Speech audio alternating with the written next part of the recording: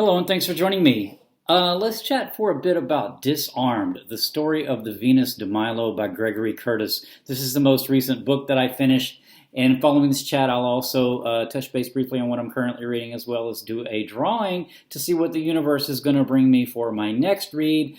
But Disarmed, the story of the Venus de Milo, this was originally published in 2003. This edition, this electronic edition, is a vintage book edition, published in 2004. So yeah, I chose to read this. I put this on my priority reading list under the theme of art and music. I wanted to get a few works in under that theme this year, and I really wanted to pick at least one book that pertained to some iconic, work of art from considered a treasure of world heritage, and ultimately I settled on reading this book, and it turned out to be quite an adventure to go on in the discovery of the Venus de Milo, as well as her journey then through the next almost 200 years now to become the treasure of world heritage that she is today.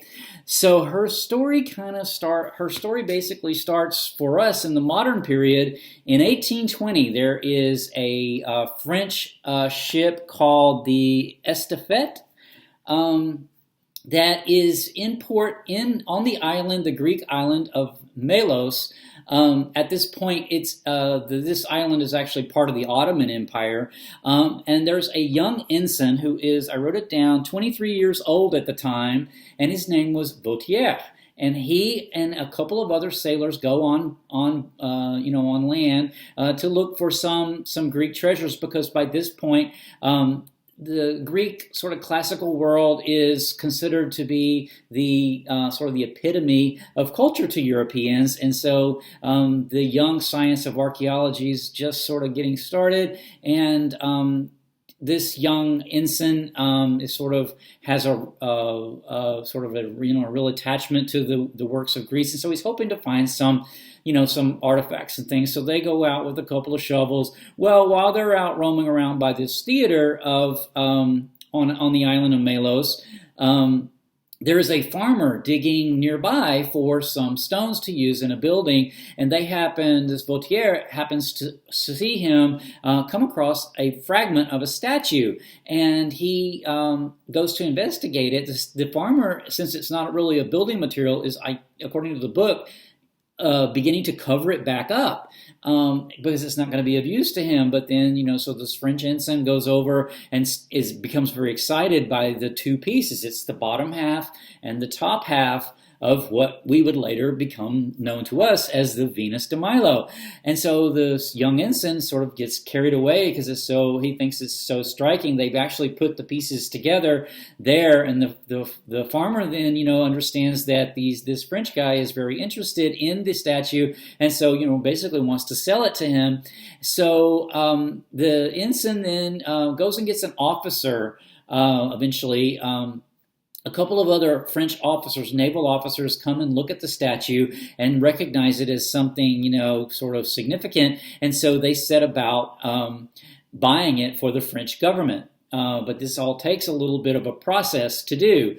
So the book explores this sort of discovery, then this sort of process of buying the work, and then also the sort of negotiations that go on. There's some myths that have arisen as the years have gone on around that, and sort of a fight with the Turks over the statue, and so this sort of myth is dismissed in this book, but yeah, it's sort of it's a very interesting story because the Napoleonic era. The book starts out with this discovery, but then we backtrack to the beginning of the neoclassic period around the middle of the 18th century, and I'll discuss a bit more about that in a moment. But this movement started in the 18th century about sort of a return to the ideals of the classical Greek world as the epitome of art and culture for Europeans, and this had really taken off. And by this point in 1820, when the Venus was discovered, this idea is already very it's very well established in European culture, and also American culture, which again I'll talk about more here in a minute. But Yeah, so the Napoleonic era, the Napoleon had looted a lot of the museums of Europe, through his conquests, and actually had taken the Apollo Belvedere, which was the statue of Apollo. I think it's sometimes called the Pythian Apollo, to Paris. And then, whenever Napoleon was ultimately defeated, a lot of the artworks were returned to where they had originated in Europe, and the Apollo went back to the Vatican in Rome.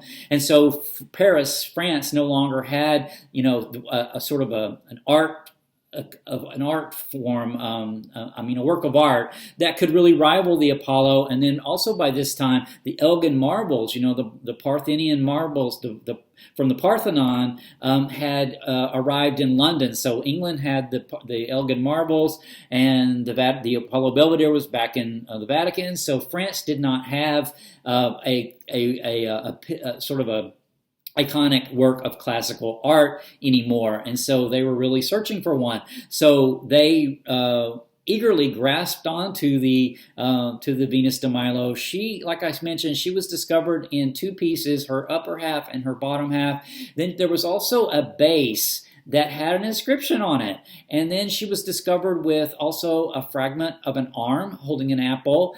And then she was discovered with two what are called herms, which are these sort of little columns that have heads on the top of them. One of the heads is a bearded man, and the other head is a young man without a beard. So that's how she was discovered.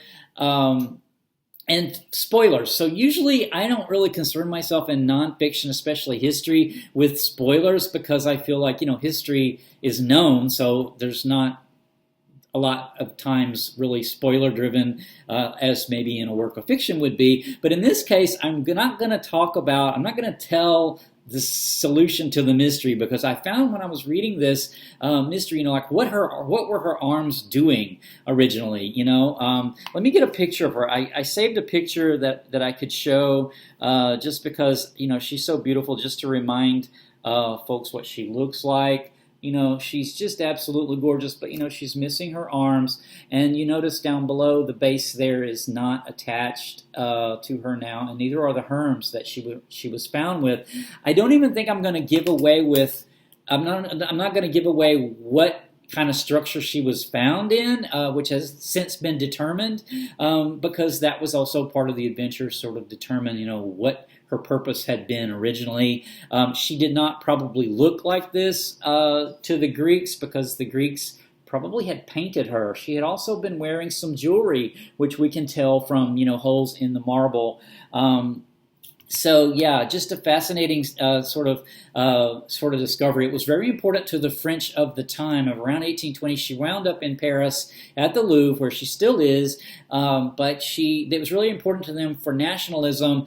Following this Napoleonic era, for her to be from the classical age of Greece, not the Hellenistic age, because the Hellenistic art was considered inferior at that time, and so they really wanted to fit her into this certain period of time, and so they went to extraordinary lengths to do that. So some thoughts about the book.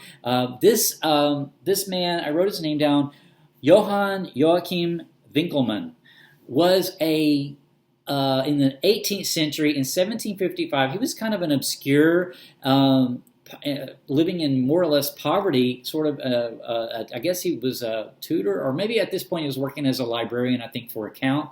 But he published in Dresden, he published a pamphlet called Reflections on the Imitation of Greek Painting and Sculpture. And he published this in 1755, and only 50 copies of this were originally printed.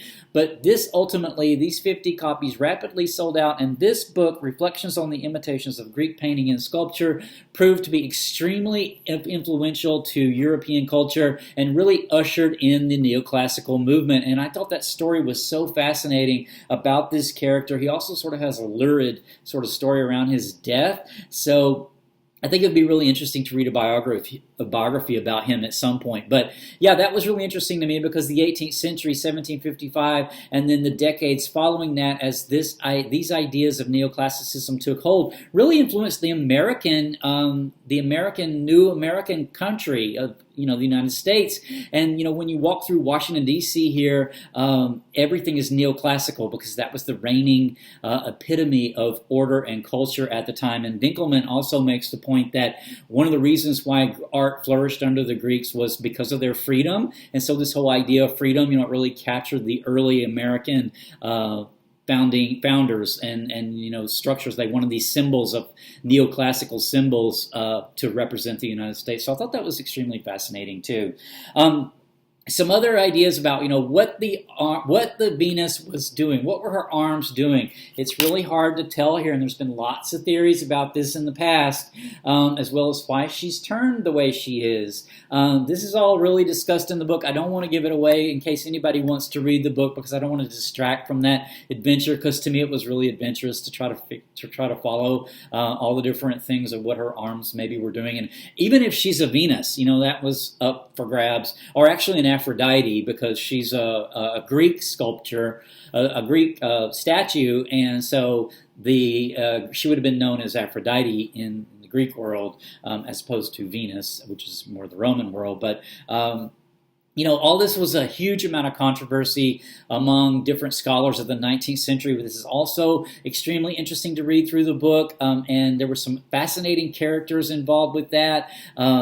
Administrators of the Louvre, as well as art historians. This Winkelmann, Joachim Winkelmann, who wrote the pamphlet in 1755 that ushered in the neoclassical movement, is also considered the father of art history. And so I think that's just so cool. I think I will wrap up the chat with that. I'm so glad that I read this. I would really love to read more art history. I have not read very much at all on it, and I definitely have. This is the first book of art history that I've read in many years, so so glad to have chosen this for my priority reads and gotten it read. So let's talk about what I'm currently reading. I am currently reading Compass by Mathias Énard. This is, so far, it's very good. I read a book last year by Mathias Énard called Zone, which I also really liked. This is similar, but not quite the same writing style, but very similar. And what it is a musicologist is having a difficult time sleeping, and so we are in his thoughts as he's sort of tossing and turning. How you go to sleep. Sometimes it's sort of a dream we figure out eventually, and then sometimes it's just his mind wandering, and how you do sometimes when you can't get to sleep and you're thinking on things. So I'm about 20% in, and so far really enjoying this. So what's my next read going to be? Let's let the randomness of the universe choose. I have all of the physical books there in case a physical book comes up in the drawing, and I also have the samples of all of the electronic editions. So let's just see what the universe is going to say. The last two reads, my first two reads of 2018, have actually been from the reading theme of art and music. So let's see what's the next one's going to be. Let's pick this one. All right. The Mussorgsky Riddle. I can't believe this is another, the Mussorgsky Riddle. This is another book from the priority reading list under the theme of art and music. So let me pull up the, see if I can find the cover for you real quick. The Mussorgsky Riddle is about, let me see, here it is. Oh, it's right here. By Darin Kennedy. This is a magical fantasy book, and it is a young boy stops speaking, and his mother, the doctors can't figure out why, and his mother enlists the aid of a psychic who determines that the young boy's mind has been fragmented into the pictures from an exhibition suite by Mathias Mussorgsky. And so I chose this because it's a fantasy book. I thought it was kind of an interesting take, a fantasy take on a classical music piece. So yeah, that will be coming up following Compass. So stay tuned for that. Until next time, take care. Bye.